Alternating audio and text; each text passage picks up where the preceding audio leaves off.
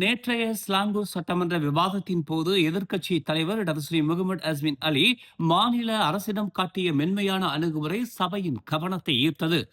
இரண்டாவது ஸ்லாங்கூர் திட்டம் மீதான விவாதத்தின் போது முகமது அஸ்மின் தனது வழக்கமான கடுமையான தாக்குதல்களுக்கு பதிலாக ஸ்லாங்கூர் மந்திரி விசார் டாக்டர் அமருடின் ஷாரியை அமைதியானவர் என்று அழைத்ததால் அமர்வு மேலும் களை கட்டியது. மாநில அரசுக்கு சாதகமாக தோன்றிய அவரது விவாதத்தின் இந்த நட்பான முடிவு சபையினருக்கு வேடிக்கையாக இருந்தது மட்டுமல்லாமல் செய்தியாளர்களையும் ஆச்சரியப்படுத்தியது. எதிர்காலத்தில் ஒரு சிறந்த ஸ்லாங்கூரை உருவாக்குவோம், மாநிலம் செழிக்கவும் அதன் மக்கள் வளம் பெறவும் வாழ்த்துகிறோம், நாம் ஒன்றுபட்ட ஸ்லாங்கூர் மக்கள் என்று விவாதத்தின் போது அஸ்மின் தெரிவித்தார். முன்னதாக தனது உரையில் அரசியல் சூழல் மேலும் மேலும் பைத்தியக்காரத்தனமாக மாறி வருவதாக கூறிய அஸ்மின் ஊழல் ஆட்சியை நியாயப்படுத்த முயன்ற குழுக்களை விமர்சித்தார். மலாய் ஒற்றுமையின் பெயரில் இது மக்களை முட்டாளாக்கும் ஒரு செயல்முறை என்று அவர் குறிப்பிட்டார். மலாய்க்காரர்கள் இப்போது பிளவுபட்டுள்ளனர். அவர்கள் பிளவுபடும் போது தங்கள் சொந்த பொய்களை மறைக்க அத்தகைய அரசியல் பேர்வழிகள் மற்ற இனங்கள் மீது பழி சுமத்துகிறார்கள் என்று குறிப்பிட்டார்.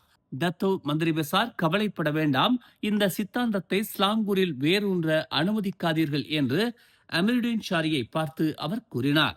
ஸ்லாங்கூரை மேம்படுத்துவதற்கான உங்கள் முயற்சிகளை தொடருங்கள், நீங்கள் தனியாக இல்லை, நான் எப்போதும் ஸ்லாங்கூருக்காக இருக்கிறேன் என்று அஸ்மின் தெரிவித்தார்.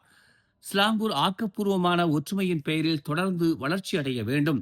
மக்களுக்கும் நாட்டிற்கும் அழிவை கொண்டு வரும் பொய்கள், தவறான சித்தாந்தங்கள் மற்றும் பாசாங்குத்தனம் நிறைந்த ஒற்றுமையின் பெயரில் அல்ல என்று அவர் சுட்டிக்காட்டினார்.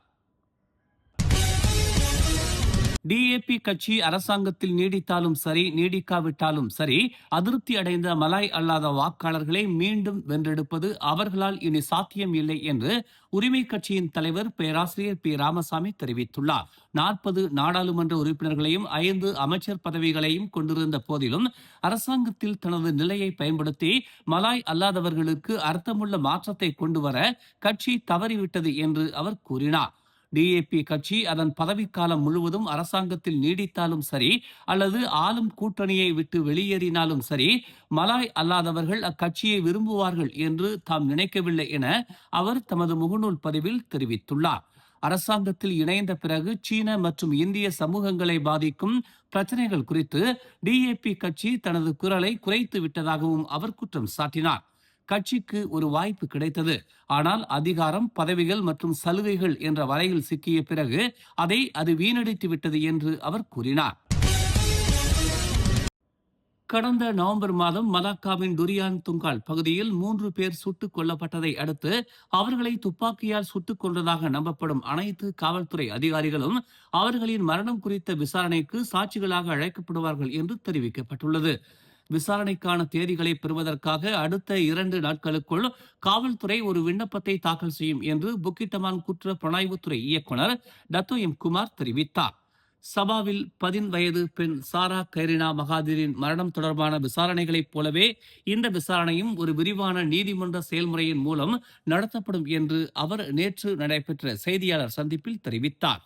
ஜூலை 20ஆம் தேதி சட்டத்துறை தலைவர் அலுவலகமான ஏஜிசி மரணங்களுக்கான காரணம் மற்றும் சூழ்நிலைகளை தீர்மானிக்கவும் இதில் ஏதேனும் குற்றக்கூறுகள் சம்பந்தப்பட்டுள்ளனவா என்பதை உறுதிப்படுத்தவும் விசாரணைக்கு உத்தரவிட்டது.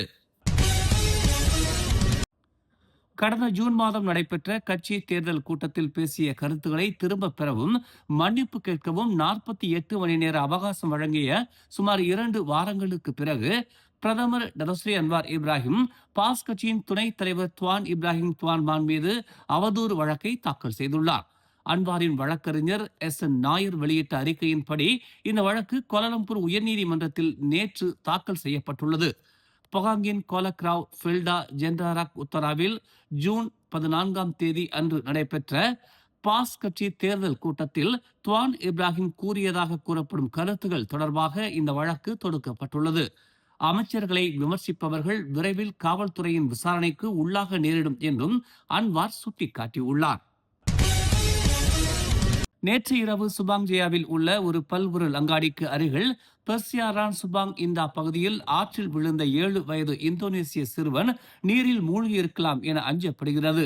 இரவு 8:06 மணிக்கு இச்சம்பவம் குறித்து தங்களுக்கு அவசர அழைப்பு வந்ததாக ஸ்லாங்கூர் தீயணைப்பு மற்றும் மீட்புத் துறையின் உதவி இயக்குநர் அர்சுல் ரீசால் அஸ்வார் தெரிவித்தார். சுபாம்ஜியா தீயணைப்பு மற்றும் மீட்பு நிலையத்திலிருந்து ஒரு குழு சம்பவ இடத்திற்கு அனுப்பப்பட்டு 10 நிமிடங்களுக்கு பிறகு அங்கு வந்து சேர்ந்ததாக அவர் கூறினார்.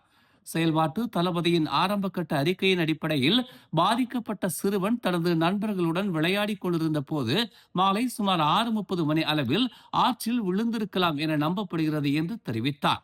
அவரை பொறுத்தவரை ஆற்றின் நீரோட்டம் ஒப்பீட்டளவில் வலுவாக இருந்ததால் அப்பகுதியை சுற்றி மேற்பரப்பு நீர் தேடல் முறைகளை பயன்படுத்தி மேற்கொள்ளப்பட்ட தேடுதல் மற்றும் மீட்பு பணி சவால்களை எதிர்கொண்டதாக தெரிவித்தார். தேடுதல் பணிக்கு உதவுவதற்காக ஷாலாம் தீயணைப்பு மற்றும் மீட்பு நிலையத்தின் நீர் மீட்பு குழுவும் வரவழைக்கப்பட்டதாக அவர் மேலும் கூறினார். நேற்று முன்தினம் காணாமல் போன 2 சிறுவர்களை தேடும் பணி நேற்று தாமான் சைடக்ஸில் உள்ள நீர்த்தேக்கத்தில் இருந்து மீட்கப்பட்ட போது சோகத்தில் முடிந்தது. பலியான 11 மற்றும் 12 வயதுடைய சிறுவர்கள் தீயணைப்பு மற்றும் மீட்புத்துறையின் குழுவினரால் சுமார் 2 மீட்டர் ஆழத்தில் கண்டுபிடிக்கப்பட்டனர். 12 வயது இளைஞர்களின் சடலம் அதிகாலை 2:12 மணி அளவில் கரையிலிருந்து 3 மீட்டரில் மீட்கப்பட்டதாகவும் இன்னொரு சிறுவன் கரையிலிருந்து 5 மீட்டர் தொலைவில் அதிகாலை 2:33 மணி அளவில் மீட்கப்பட்டதாகவும் நடவடிக்கை தளபதி ஹைஸ்ருல் ரஹ்மான் தெரிவித்தார். ஜலான் மூராய் 2 உள்ள நீர்த்தேக்கத்தின் அருகே சிறுவர்களின் சைக்கிள்கள் மற்றும் செருப்புகள் கண்டெடுக்கப்பட்டதை அடுத்து இரவு 10:36 மணிக்கு சிறுவர்களின் பெற்றோர் புகார் அளித்ததாக அவர் கூறினார். மாலையில் இருந்து சிறுவர்கள் காணாமல் போயுள்ளதாக அவர்களது தந்தையர் தெரிவித்துள்ளனர். பாசிர்கூடாங் மற்றும் ஸ்கூடாய் தீயணைப்பு நிலையங்களில் இருந்து மொத்தம் 19 பணியாளர்கள் தேடுதல் மற்றும் மீட்பு பணியில் ஈடுபடுத்தப்பட்டனர். இது அதிகாலை 3 மணிக்கு முடிவடைந்தது. மேலும் செய்திகளை தெரிந்து கொள்ள தமிழ் மலர் இணையதளம், தமிழ் மலர் செயலி மற்றும் மலர் டிவி யூடியூப் சேனலை வலம் வாருங்கள். எங்களோடு இணைந்திருக்க மலர் டிவியை பதிவு செய்து கொள்ளுங்கள். உறவுகள் மகிழ்ந்திட விருப்பம் மற்றும் பகிர்வு சேவையை சொடுக்கிடுங்கள்.